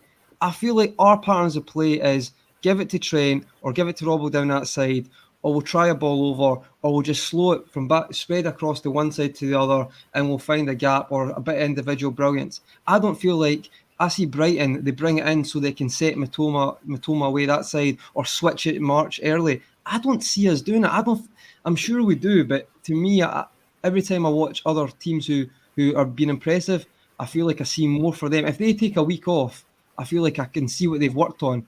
I can never see what Liverpool have worked on when they've ever had a break, to be perfectly honest, but specifically this season. Well, we discussed that, didn't we? Do you remember we said that the Dubai trip was all based on working on tactical plans, maybe going back to basics, we said, and our basics is energetic, high, gegenpressing or organization, making it hard for teams. Cav, what have they been doing in Dubai? Have they been just sitting there smoking shisha like Keith has? They've been playing Wordle, Grizz. I don't know. Because is it worse, lads, than what we saw before the World Cup? 100% it's worse now. Well, And that's crazy. Is it worse, lads? I mean, Keith, Conroy, Cav, It's so funny. Is it worse? But you know what's so crazy about this whole season as well is that it's been worse. It's been terrible. But yet, at the same time, Liverpool score goals, right? This team has managed to score goals this season and has managed to be so chaotic and so mental that we don't really have structures or patterns of play. We don't have anything like that, but we still have the ability to make games happen. The Brighton team, like if we could to look at everything on this particular Brighton game, I think would be a tad harsh because of what we put out in terms of the forward lines that we had available. So I think there is a sense that Liverpool can at least, you know, give a game of it, if you will. But currently, at this moment in time, this, in terms of what we have in terms of the structure, once we out of the possession, this is the worst I've ever seen Liverpool football ever. Out of the ball ever. Well, are you saying ever? Or ever under Klopp? Under Klopp, ever. Under Klopp, because Klopp came with the gegenpressing to Liverpool, but it almost feels like, you know, when the Brendan Rodgers style of football started to fade out and teams started to catch us and figure us out and start to really kill us. The way that we press, it seems like teams have just figured that out, and that for me is where we really are. That and once we get picked apart, teams go through us now. Have you noticed these days? Teams go through us. Like, you know, they get into our box. They have chances in our box. Touches in the box must have increased tenfold for the statisticians out there. It's easy to get through us. We are still dangerous, but that shows for nothing in the end, in my opinion, if we don't have the players in the front lines to play. Miata Sharif says, if we finish 10th, what do we do? And Phil, discuss. Cav, what do we do if we finish at the top 5, outside the top 4? Let's just say, and it's a very strong possibility. I'm not giving up, but I'm on the verge, and I consider myself fairly positive. But if we do finish at the top 4, the ramifications are huge. So therefore, how do you see us getting out of this rut? There's a transfer window that's open. There's the ownership that, guys, I know many of you, probably 75, 80, no, probably 95% of you are here for any takeover chat. I promise you it's coming in the next segment. But Cav, tomorrow night on Grizzcast. What do we do now? What do we do now to get out of this? Because the ramifications, again, like Keith said, coming out the top 4 is mad. Yeah, well, first and foremost, what we have to acknowledge, because we've spoke a lot about tactics tonight, we have to put some accountability on these players. Because for me, and Klopp said it himself, that's one of the worst games ever, not just in Liverpool ever, by any team. And I agree. I think these players are playing like a relegation side that aren't playing for their manager. And the reason they're not playing for their manager is because their manager's knows that he's not going anywhere. So they don't have to play. They don't have to fight for him. They don't have to show it. They just have to listen to what he says and try and do it. But unfortunately, what he's saying isn't working. So they're caught between a rock and a hard place, aren't they? The only time I've seen a little bit of it was when Robbo got that huddle together at the end of towards the end of one of the games and tried to rally the troops. Not seeing anything like that. I'm not sure. Do you know what I think it is? I think we're all sitting here going, we know that Fabinho can't run anymore. We know that Henderson can't. We know that Trent, his output's not been great this season. And he's been good since he's come back from the World Cup. We can't dismiss the guy wasn't tracking back or running before the World Cup. Mane's gone. He was a key in the press. You've got Nunes, who's all energetic, but it's missed chances. You know, these players will know it as well. They'll be looking at the team sheets. They'll be looking in the game, and things that were just happening instinctually before aren't happening anymore. And they're being told to play the same way. And they're like, I can't play the same way, but I have to believe in the system. I have to believe in my manager. But deep down, they know they can't do it. So I think they're just struggling when they're out on the pitch. I think that's why you don't see them get angry or annoyed. It's just like, I just have to trust the process. when deep down they know that the process ain't right for them anymore. And then they probably feel like how as fans do when we think about how's it going to change? How do we get up from 9th position? And you look and you think the only thing we kind of have to hang our hats on at the minute is that we do have players coming back from injury at some point. So when I think Diaz is done for the season, but although he's been not great this season, Virgil coming back will help. Jota coming back will help. Nunes being back will help. And I think that's all they can kind of, us as fans and the players, I think that's all they can rely on is players coming back and helping them out and things just beginning to click and build for a bit of momentum from there. Because it's quite obvious. Well, I say it's obvious, but it might just be a big bluff. I don't think we're going to get transfers in.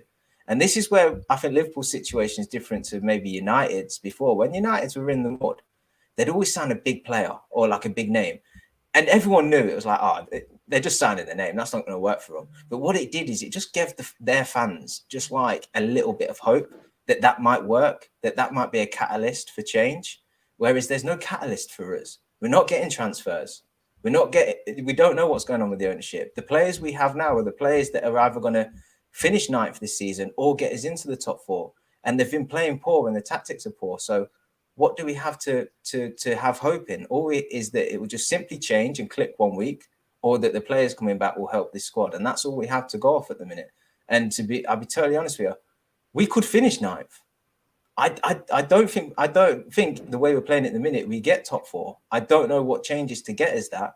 We could finish anywhere between 9th and 4th right now. And I agree with Conroy, without being too much of a downer. If we didn't have Real Madrid in the Champions League, I totally get your point, Keith. Anfield night's back. Yeah, that would rally the troops for knockout competitions. But that first test of Real Madrid is just a killer. We needed an easier tie just to get through, and then we could have them nights. I don't think we get past Real Madrid at this stage, to be honest with you. We're coming to the end of the show, and I'm going to give my opinion on the takeover stuff in the next few minutes, guys. If you could all smash a like button for that and for the effort that these guys are putting for talking about Liverpool Football Club right now, we'd absolutely love and appreciate that. So smash a like button right now. A couple of super chats before we get into that, Keitho. Jack says, team was built around the idea that centre midfielders cover the fullbacks, stop transitions, ensures compactness, etc. Now the central midfielders can't do it. The team can't function. Pretty much fact, right, Keith? 100%. 100% fact. I think it's... But again, the team was also built on the front three being able to press and be compact and then be able to fill in situations where they lose the ball. You know, the situation was Chamberlain yesterday, when the keeper would clip it over into the again. I think you're really annoyed with Oxlade-Chamberlain last night. You mentioned him 4 times. He kept him over, right? But in terms of just the general whole idea of how we press off the ball and how we defend off the ball, it's just completely it has to be instructions. Like we talk about the centre midfielders covering the fullbacks to stop transitions. We have the situation where Thiago was so far up the pitch that we only had Henderson and Fabinho in the midfield yesterday. So it's all instructions at the end of the day. And if the team's not functioning, then that's down to Klopp, right? One last super chat. Okay, the Man United fan, Nat Raj, says, Fergie used to consistently switch and refresh his backroom staff to keep things fresh. That's why United was able to go for titles for so many years.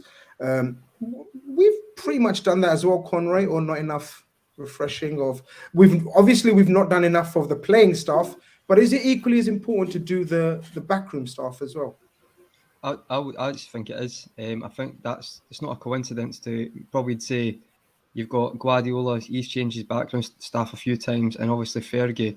I think it was kind of rites of passage with Alex Ferguson as well. Like you had Steve McLaren, Brian Kidd, Carlos Queiroz, Walter Smith. Like it wasn't seen as you're there for the full term. You're there for maybe a bit, bring your style, a different voice, and then move on. But let's be honest, I was listening to you guys earlier on the dog walk, you and Cav and Bilal on the call, and really good show. But what I had to say was, I was thinking to myself, maybe like I love Klopp, but it's like maybe we could do, getting rid of maybe background staff, someone else coming in instead of Pep Linders, Kravitz. But the thing is, you know what Klopp's like, and his strengths, I think he said his strengths and his weakness kind of come into the same when it's that factor of he's loyal to those who've been with him. So I could never see him actually getting rid of a backroom staff, to be honest, unless they obviously force their way out. But I hope I'm wrong, and that actually I do think it's a very good point, a very good super chat. We've mentioned it before, but I'd be very surprised if that happened. And the last one, unless we get any more, Cav, we should go back three against Wolves on Tuesday, or we lose. Why not? Back three. Why not? If in doubt, back three. Back three, play the kids. Honest to God, we're at a point where just play whatever the wild card is, play it. Because this ain't working. So just give something a go.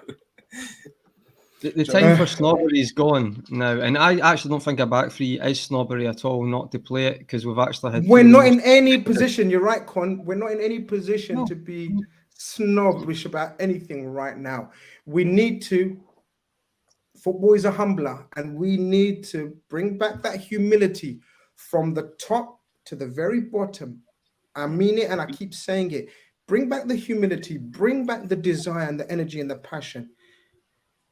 And of course, the players, new players, refresh the players, will be back. I'm pretty certain of that. Albert said, remember VVD said they were expecting new players. I think he was himself referring to the Gakpo deal. But obviously, Virgil van Dijk also said something about, do you remember people asked him about the ownership situation? And then, of course, there's been so much chat on Twitter today with so many accounts tweeting in Arabic. It's so funny. Let me take this off actually because I want to see. It's brilliant. I love social media. It's amazing. So here's the state of play as far as I think, or I know, or I'm guessing, or I'm waffling, or whatever. I won't believe what this guy says. Do you know what I mean? So for example, January the 10th, which was last Tuesday, I tweeted no talks because there was rumors about the owners of PSG, Qatari QSI, being interested in purchasing Liverpool or investing in Liverpool. I spoke to the dinner lady at Liverpool, and she said no talks between LFC and Qatar Sports Investment, the PSG owners, with reference to sale or minority investment. I think they admitted that, or they came out and said so in the days following that tweet. But then I also said, but definite talks with other private strategic partners from Qatar who are funded by the QIA, which is something completely different. If people want to do their own research, go and do your research on QIA. It's completely different. I'm not going to give a lecture on something that I haven't fully done my own research on.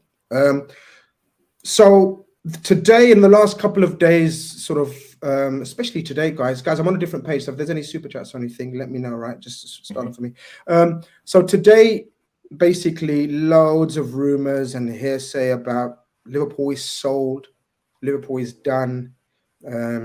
We have new owners. As I said, loads of bless all the people tweeting in Arabic, and then the replies in Arabic is brilliant. I've just seen a magnificent tweet, and it's from a good adversary of mine. We've had our fallouts in the last 7 years. A person called Dave Hendrick, who recently I've kind of settled my differences with, and we speak now. We're on speaking terms. In fact, we're a little bit further than speaking terms. We've actually decided to do a podcast together, which has absolutely rocked Liverpool social media, because really like Tim Westwood, press that button. You know what I mean? It's actually quite mad. But here's what it is. He's done a magnificent tweet. He's just tweeted something in Arabic, and everyone's gone into Google Translate and seen what it says. And he actually says, Henderson is shit. It translates to Henderson shit. So look, fantastic stuff. People going mad. As far as I'm concerned, or understand, or know, or dreaming, or making up, you already know the rules. When I say something, you take it for what you want to take it for. As far as I know, further talks are scheduled for next week. Ignore the rumors of done deal. I believe we are in advanced talks. obvious reasons I can't reveal who, but I believe we are in advanced talks, and I believe Liverpool will be sold. Of course, people are going to go mad and start asking for timescales and all that kind of stuff. No one can really sit here and tell you a timescale, but I believe, and I'm of the opinion that the Liverpool sale will be done, I'd say 95% before the summer. I'd even say before that. So let's see how it goes. It's not completed. It's not done. I was waiting all day to do this show and sort of share what I think and what I know. Not trying to be a sort of, calming the masses of the Liverpool fan base. No, I'm just telling you what I think, what I've been told, and take from it what you want. As I said, obviously I can't reveal the parties involved, but I think from my side, I've made it pretty clear who I think is involved. But it's not QSI, the owners of PSG. That's what you've got to remember. But there is a lot of interest. People are talking about, oh, no one's interested in Liverpool. They didn't get the response they wanted. They absolutely effing did. There's over 80 inquiries for Liverpool Football Club. We are a franchise. We are a global institution. Liverpool clubs like Liverpool don't come up for sale very often, and it's as I said last week, it's a deal circa 4 billion. It's not like ordering a £4 meal on Just Eat with £2.99 delivery charges involved here and a couple of clicks of buttons. So yeah, let's see how that one develops, guys. I don't know if you guys want to speak on that and give your opinions on my opinion, and if you want to excited by it or not excited by it. This is where we're at. I think people need to be patient a little bit more, and then we'll see. I think Jurgen Klopp expected it to be processed quicker than it has been, and I think he's showing it in his demeanor and his sort of rattiness, because I think obviously it's not coinciding with the January window, which he was expecting. But I believe it will happen very, very soon. I've been actually told, and I'm going to just say it. I don't give a shit, because you know how I roll. It is what it is. Come for me. I've been told that we expect to be completed within the next 2 months, 56 days. So watch this space. Let's see what happens. Guys, is there anything else before I check the super chats that you've starred for me? While I check them out, if there's anything else that you want to add or subtract. It's going to be really interesting, I think, in terms of how we play it from an FFP perspective, because if the case may be that the sale or deal is agreed, then I can't see us making any more signings this January winter at all. I actually think if the club is that close to being sold, they'll do something similar to what Newcastle did, right? Which I think they made profit in their last transfer sale, and it allowed them to spend X amount more because of FFP. So that's my kind of take on it, in terms of if it is as close as you're saying it is, then we're going to have a lot more short-term pain in dealing with some of our issues for sure, because I don't think we're going to sign another midfielder. But exciting times all the same, it's just you can only go so long with the concept of Moneyball before everybody else gets the same technology with more money, and that's exactly the world of football today. Okay, so we've got a couple of super chats that are telling us about the Anfield talk. Good friends of the show and channel on Twitter. Let me just find that, guys, while you guys I don't know if you want to go through the other super chats, if it's possible. One of you, maybe. Yep. No worries. So we've got another super chat here. Samuel Twayer, thanks for the super chat. How did Klopp not see that we need new midfielders? I understand LFC are cheap, but he has to act like a big manager, and our midfield is dead. Cav, thoughts on that? I feel like we tend to agree that we've been speaking for the last 2 months that we need midfielders, but yeah, absolutely. I think that's anything else to add on that, Cav? Well, what I would say is I think after the Brighton game, I'm not sure who the interviewer was, but it was a post-match interview, and he was asked a pretty direct question and it was highlighted 2 names, Fabinho and Henderson. He said they're not what they used to be, were they? And he kind of answered it by saying, I understand why you ask these questions now, and it's up to us to stop you asking them questions, i.e. if they play better and we play better, you don't need to ask us these questions. Bit of a deflection. But then he was kind of asked again, and he didn't address the point, but what he was saying was a bit of an admittance, like, yeah, I know these guys can't do it anymore. That was my take, having watched the interview.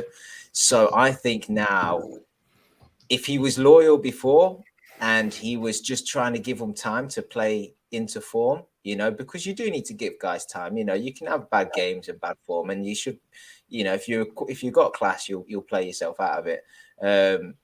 I think he's probably at the point now, just going from that interview and other bits I've seen, that an acceptance that, yeah, the guys that he was, his generals, his reliables, they can't do it anymore, and they're not going to be the guys he can rely on in the future. So he's come round. Yeah, no, I think at the point we are, to be honest with you. Yeah, if he hasn't, then he has no defense going forward. Like literally as well. If you know what I mean. Literally. Right, you get what I mean by that. Yo, what's good? Sends in a super chat. Says Grizz. Not much is good right now. Not much. Yeah, not much. Big up. He says Casado has a slip from our grasp. I believe if Chelsea come in for him, like they're rumoring in for, then he will be gone, because we are a stalemate with Casado as far as I know. The price they're asking for, which is circa 75 million, we're just not willing to invest that right now. We're willing to wait for him in the January. I know people don't want to hear that.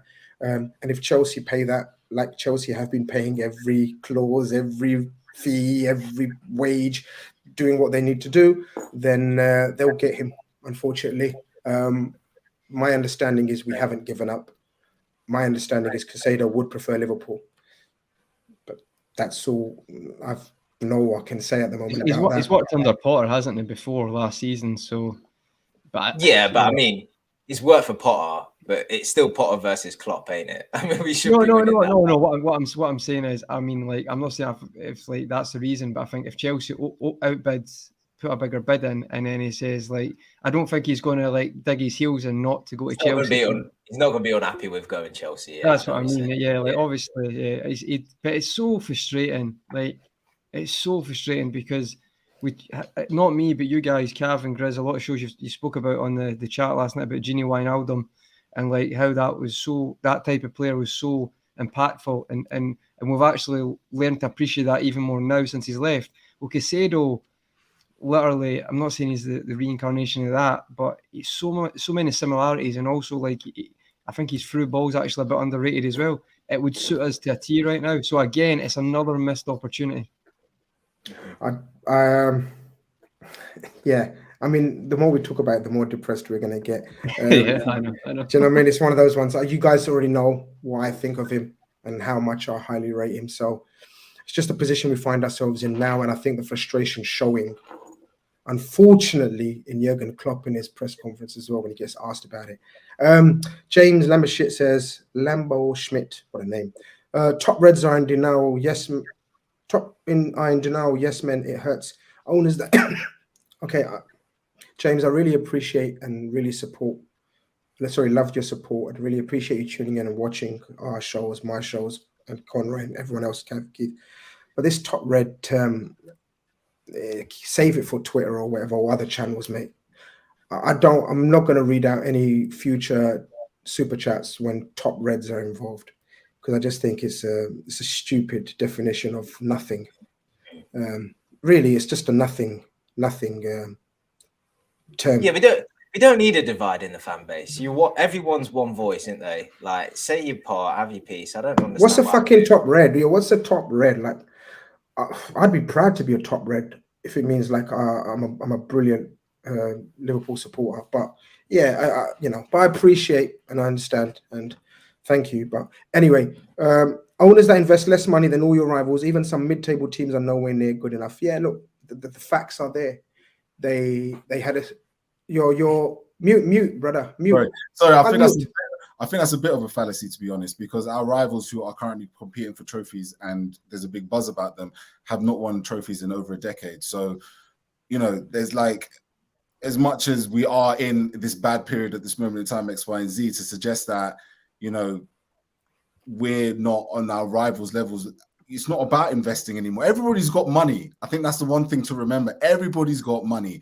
You look at everyone's praising Fulham, right? Fulham are owned by the Khans. Go research about Khan. Tony Khan, he owns a wrestling company that competes against WWE. His dad owns the Jaguars. They're billionaires, right? They got everybody's got money. So it's about making the right investments at the right time. And I think Liverpool actually, over the last year or two, their investments, their choices in transfer decision making has to be questioned. Something that we once praised heavily does have to be looked at in the decisions we've made on certain players. Yes, the investment could have been more, etc., but look at the purchases we made over the last couple of years. That's where I'd question it. Sorry for the rant, but I thought good question in terms of that. But I think it's not necessarily about having money anymore and just spending it. You got to buy the right players. Conroy, anything you want to subtract or add to Keith's little mini rant? I disagree with bits of it, but I can't be bothered. I'm too tired. I'm going to let him off. Yeah, no, I think it's like, you know, there's definitely points in that I agree with as well. But I feel like it's, again, it comes back to my point earlier, which is kind of vague point. But in general, a couple of years ago, we were fearful after the Champions League final. At the time, I didn't actually think it was that bad a move, you know, signing Van der Berg and was it Harvey Elliott. But there's been plenty of opportunities and plenty of time to rectify that, to continue to compete with people around you. And I think that super chat as well, saying that, like, you know, you've got mid-table teams who can spend this now. I feel like there's been a long time for us to make sure we had a contingency plan or players in place for the eventual regression of some players. And we've just not done it. As you say, one midfield in 4.5 years. Now, again, that was my view on it. And I can understand at the moment, Keith, I get what you're saying, you've got Newcastle coming as well. You've got teams who haven't necessarily won the trophies. But with regard to our planning, we've just... It's like, it's a bit like the thing you thought, no, this surely can't happen because it's so obvious it's going to happen. Like, it's so obvious that it's an issue. And we've just let it roll out till it's actually apparent now that this is where we are. This was the worst case scenario, and we've arrived here. This is us. We're here now, and we're playing catch up. And if you hear right, it's maybe never as bad as you think it is, and it's never as good as you think it is at the time. But I do think, with regard to the state of our, especially in midfield right now, maybe 400 million's a bit like, you know, of a stretch, you know, 300, 400 million, like maybe a bit of a stretch. It's still going to cost a lot of money to rebuild where we want to be. And that's just a bit disappointing, to be honest, because you get on a perch and you want to stay in the perch. I think you said it last night, Cav.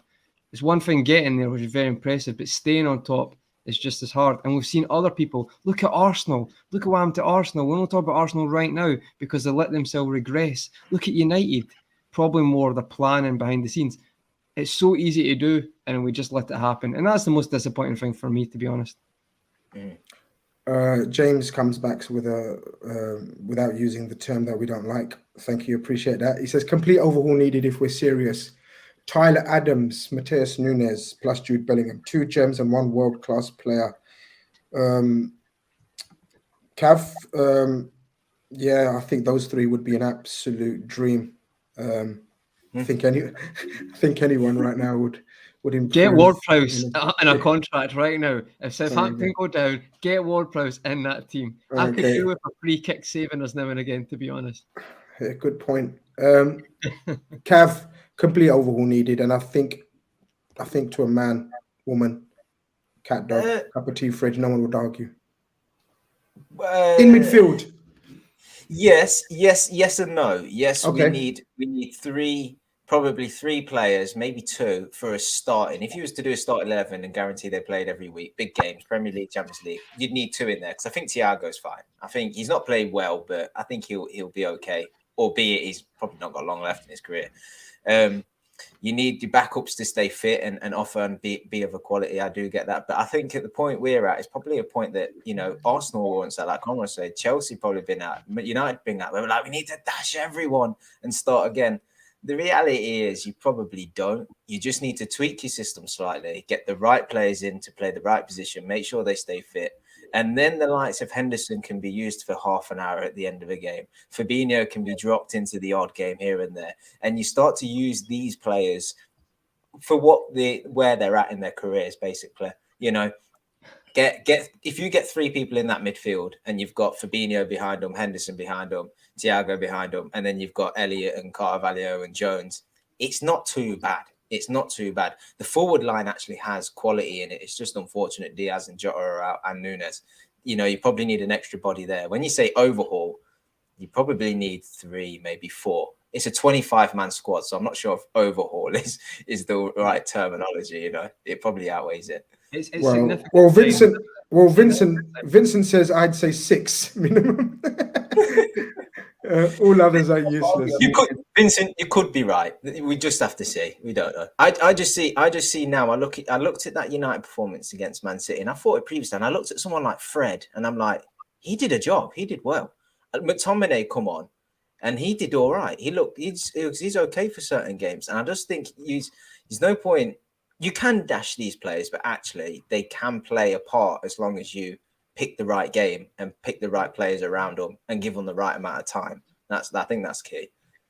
I wanted to ask you guys a question. I know we're all focusing on central midfielders, and I get that very, very apparent, especially after watching us this season so far.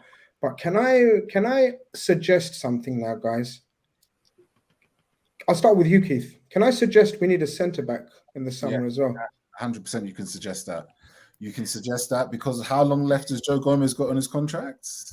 I think he just signed a new one. Oh, he just signed a new deal. Joel Matip just signed a new deal recently as well. No, Joel Matip is the one that's got 1 year left after this year. Yeah, so it's come to the end. I think it's the end of the road. I think this is part of the end game, if you will, because I think one, maybe even both, could be finding new clubs come the summer. If I'm honest, if VVD plays against Brighton, do we lose in such humiliating circumstances? I think so. I think we do. Yeah. Honestly, I do, Keith. I honestly do. I don't know what you two want to add in that. Honestly, VVD has been as bad as any one of them yesterday. He's made errors, but I think structurally, defensively, we're always a lot better with him on the pitch. Do you know what I mean? From a structural perspective and a message. And so I think physically, like he's not been the Colossus he once was, but I think he's still very much a case of very much in the club.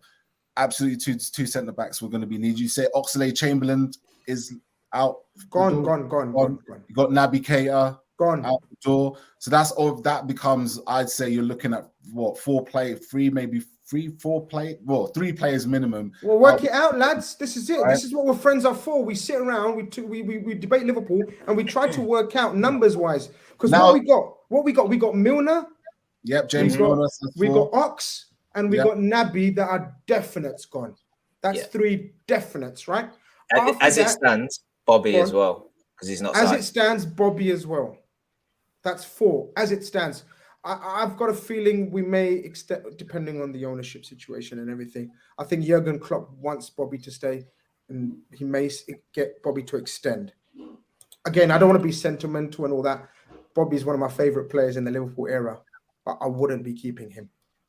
But let's just say right now he's out because he hasn't signed the new deal. Naby's out, Ox is out, Milner's out. That's 4 players out. Matip looks absolutely finished. Physically, mentally, yesterday he was a nervous wreck. He wasn't his calm usual self. He was scared to tackle. There was no pace, energy, strength. And we've seen Virgil come back from a horrendous injury and not gone back to his levels. Joe Gomez seems to have lost his total confidence. And now he's seeping through to our one mighty gem, young, futuristic centre-back, Konate, who's looked shaky in the last couple of games because the whole structure and players and team around him are fucking up. 100%. But then again, a lot of these decisions I think are not going to be made till the summer. This is my kind of point in terms of I think FSG have checked out as a club. They're selling. They're on that. They're selling the club. The club is being sold. So there's going to be no things in January. So there's going to be no real. They're not going to push for Caicedo and pay the kind of money when they know that they could ultimately have that money back knowing that they're going to sell the club. So they're not going to make the overhaul, sadly.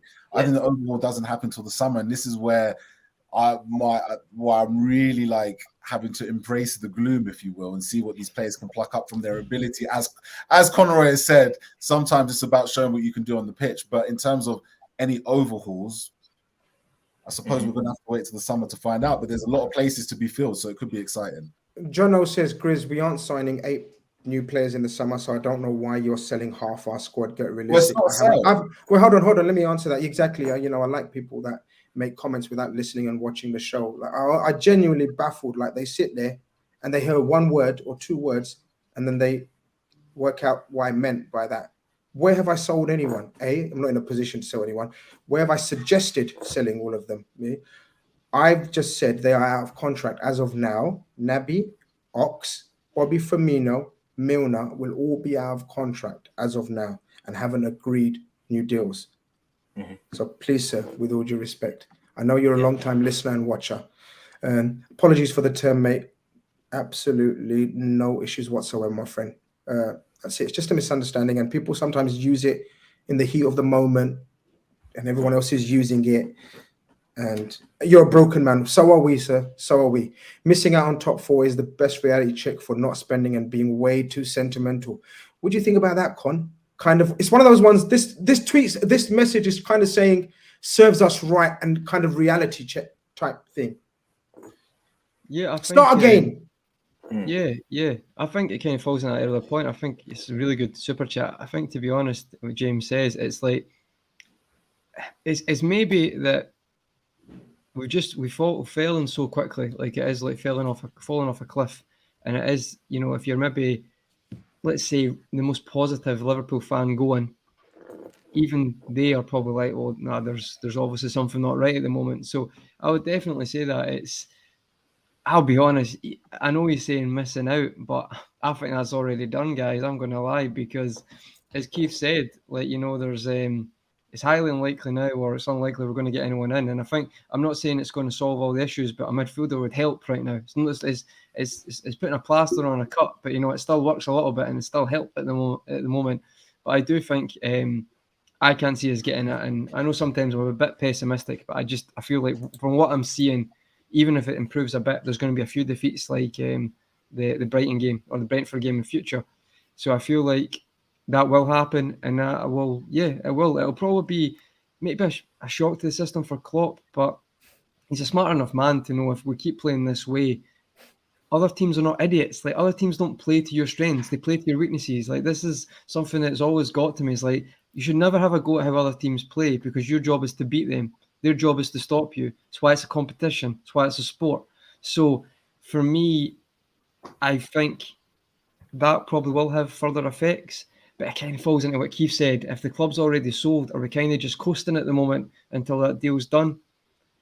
Maybe. But yeah, honestly, guys, I'm as we're talking here and thinking, I'm in my head thinking, what can we do positionally, tactically in this time to change it? And I feel like the next game's going to happen. What is it? Wednesday? Tuesday. Like, you'll probably do a preview, Grizz, and you'll watch it, and you'll probably like, this is what we could do. And then the team sheet will come out, and it'll probably be a 4-2-3-1, 4-4-3, whatever, 4-4-2. But that's one thing. But when you watch the game, we'll probably still try to press like that, the same way, and the same things will happen. So, do you know what? Just to add to that super chat about complacent and thinking that we're just going to guarantee top 4. Do you know what's a killer? Is one of the greatest moments in our history when Ali scored that header and we went on to get 3rd in an injury-hit season. It's probably going to come back to bite us, because they're going to look at that and go, you've done it before, just do it again. And you're like, no, that was a miracle. That what it was, because so many things went for us. No one talks about that. Like, see, it wasn't just that. I think lots of the other teams around us absolutely fell off a cliff with their form as well. It was like we had Alisson in the last minute. There was so many things because of other people that it wasn't in our hands. We just got lucky, or to a certain extent. It's like, that doesn't happen 9 times out of 10. Like, Alisson doesn't score a header at West Brom away in the last minute. Like, so you're spot on, Cav. But the problem is that all the other teams now have really got their act together. So, we're not getting top 4. We don't deserve to get top 4. You look at the teams that are in the top 4 and seeing the results that they have and the runs that they go on. Arsenal have lost 1 football match all season. Newcastle never conceded. They were magnificent today. Today was their litmus test. Away to Spurs, North London derby, awful record there. Home team in North London derbies always wins.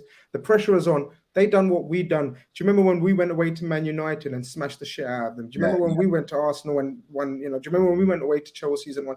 This is what and you got to say for sure now they're in a title race. But would some even say they're on a par with City now in terms of favourite, or would we still say City?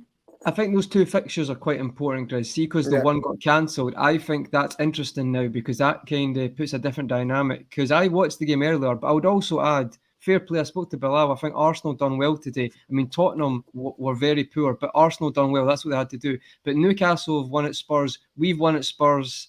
Arsenal, I know it's North London derby. They've done really well today. Odegaard, everyone was moaning when they signed him. Again, a good signing. We could have looked into that, never even thought about it. That came back to bite us. He's probably going to win Player of the Year or be right up there. The thing is, though, with Arsenal, I think the Man City 2 games is, I think it's 8 points right now. But if they lose both those games and they get to 2 points, the thing is, someone said this earlier. I think was it maybe you, Cav, yesterday said when Man City are chasing a team, they're like no one else. They're robotic to a certain extent. And then also, Arsenal have never felt that pressure of having to win every game. Draws are useless. You better losing and drawing the same. Draws are useless. So that's the only thing I would say. But if Arsenal get a big enough points, they could be fine. But if Man City are down your neck, and that's different pressure. That's like pressure that they wouldn't have experienced before. So that's where I'd kind of say. If we beat Man United next week, though, that's another big result at the Emirates. So we'll see what happens. Just a couple of super chats before we wind down. Adrian, contract is up. Kelleher will leave. 2 goalkeepers needed. I think we have absolute full faith in Peteluca, the Brazilian young goalkeeper who's on loan to Macclesfield for the season, I believe, and also Harvey Davis. 2 young and up-and-coming keepers that we absolutely think are destined for the top. So therefore, Adrian, thank you very much for your time and efforts, being in and around the squad, and a lovely team member to everyone. And Kelleher has been amazing, and you can't begrudge him. He's just not getting a look in, obviously, and you can't imagine him getting a look in. So therefore, it would be more useful in having slightly younger range of keeper as a number 2, as opposed to someone that's coming into his prime. He'd like to play every week, and you can't begrudge him. And he's probably, lads, God willing, we're not going to be a sell to buy policy going forward and a money ball or whatever, right? With the new owners. But Kelleher is one of our sellable assets. I'm sorry, but he is one of our sellable assets. Hopefully it won't matter. Hopefully, this is the kind of investment that Liverpool ultimately have to have. That, Grizz, just obviously you can't say much and stuff like that, but forget it. Idealism is dead. Yeah, forget about all the airy-fairy stories of how Moneyball, how the plucky teams. No, this is a billionaire's playground, and we need to make sure that we get someone that can invest in us with their own money, as opposed to consortium. So if Kelleher's on a plane to get a transfer somewhere, and he finds out that there's been a takeover, you're gonna witness for the first time planes reversing. I don't know, guys. I mean, Alisson, keepers can play for a long time. Like, I think it's different. Alisson, what age is Alisson? 30. He could play till he's 38. I think it's slightly different when it comes to keepers. I get what you're saying, but I can't see Kelleher looking for the next 7 years potentially. So yeah, you're right. But hey, I get what you're saying. I get what you're saying, but it's like, how much do you think Kelleher was worth, though? Chris, how much do you think he's worth right now for selling? I'm mad. I think... No, I'm not mad. Why am I calling myself mad? I think realistically, we can get, for him, in my humble opinion, around the 25 million mark in this current modern day and age. Well, Kepa went for 85. So don't use that as a barometer. Don't use Chelsea. Don't use Chelsea as a barometer. We know that. I reckon you could get 40 million for him. 40 Yeah, not 40, not 40, not first. He doesn't play goalkeeper. first team football. If He doesn't play he's first team first football in choice. the Premier League. He doesn't play first team football in the Premier League. He's Yeah, good but with he's his feet. How did? Hold on. How much did Emi Martinez go for? Arsenal to Aston Villa, because he wasn't their first choice 25, goalkeeper. I think it was 25. People in the chat, slap us the answer to that ASAP. While we do that, 25. Tahir sends in a super chat. He says, if FSG are selling Liverpool, they are. I don't think they would buy players or put any more money into Liverpool. We just have to wait for new owners. What can I say? I don't know. I don't know for sure. What do you think, guys? Will they likely to spend their money or the club's money? See, this is the people. People need to understand how this works. And I'm not sure I'm the best person to explain it. But it's not their money. Yeah. Do you get what I mean, guys? I don't know if anyone wants to help me here. Like, I'm looking at you all in the eye and no one's willing to help me here. It's the club's money.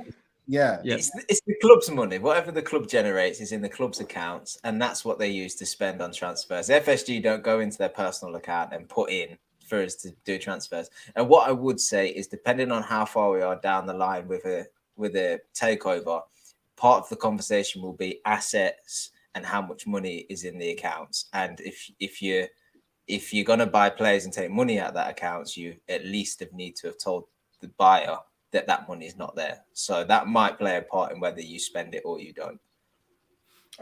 It seems to be the consensus that definitely above 20 million for Kelleher, ranges up to around 35 million.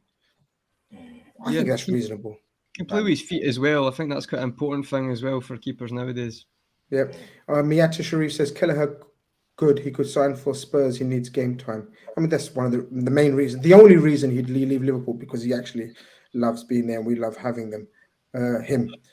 Musa says, first thing that needs to be done is consequences for players. Henderson should be stripped of the captaincy. Liverpool need investing players and a medical team. Sick and tired of Chris Morgan. Henderson shouldn't be playing in this Liverpool team week in, week out. I think to each one of us, we all agree with that. I don't think anyone will disagree with that. I'm not sure what stripping him of the captaincy will achieve now until the end of the season. I don't know if you guys agree or disagree with that. If you feel that way inclined, please feel free to say it and speak. I mean, I don't know what that would do. Strip him of the captaincy. That's just more drama. More drama. Drama-filled season. I think it's the last thing we need to cause. In terms of the medical team and etc., 100% needs another. We've been brilliant and we've praised it for the last 5-6 years, but now it does need. I don't know. Overhaul seems to be the buzzword of tonight's show. Overhaul. But what's the word I'm looking for? You know, when you do a reassessment of the whole look, and there will be reevaluate. But it will be, because when new owners come in any form of business, like Keith alluded to, when you get owners of any business or takeover or transfer of ownership or whatever, they assess everything from the top to the very bottom, just like in any walk of life. And Liverpool Football Club would be no different. Guys, thank you very much. We must wrap it up there. We're coming up to probably one of the longest REDFELLAS. We tried to keep it to about 90 minutes, but we had so much to get through, so much to speak on. And you guys, nearly 1,000 of you, stayed with us to the very end, which is amazing and humbling as always. We're about 15 away from 500 likes, which is pretty good ratio. We'll take 50% of people liking us.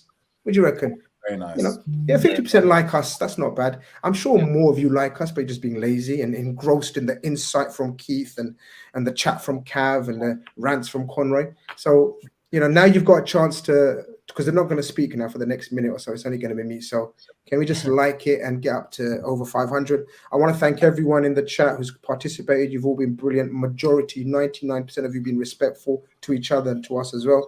The chat's been amazing. Liverpool are not amazing right now, but we have been here trying to speak on our beloved club. We continue to support them because that's all we know. It's in our DNA.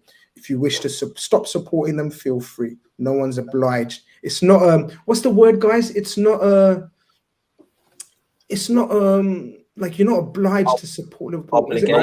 Obligated, mandatory. Yeah, if you feel that way and you're so angry about what's going on and you're you're bemused and you want to give up. No, but listen, hey, it's you do what you want to do. But what we're going to do on Football Carnage, and especially on Redfellas, is continue to support the club we love, the manager we love, and the owners not so much. But we end with the breaking news or exclusive or whatever you want to call it. I feel as though, and I believe so, we're going to have new owners very soon. This has been Redfellas. We will see you tomorrow, trying to look forward to Wolves, trying being the operative word. Try. Take care. Love to all. Peace to all.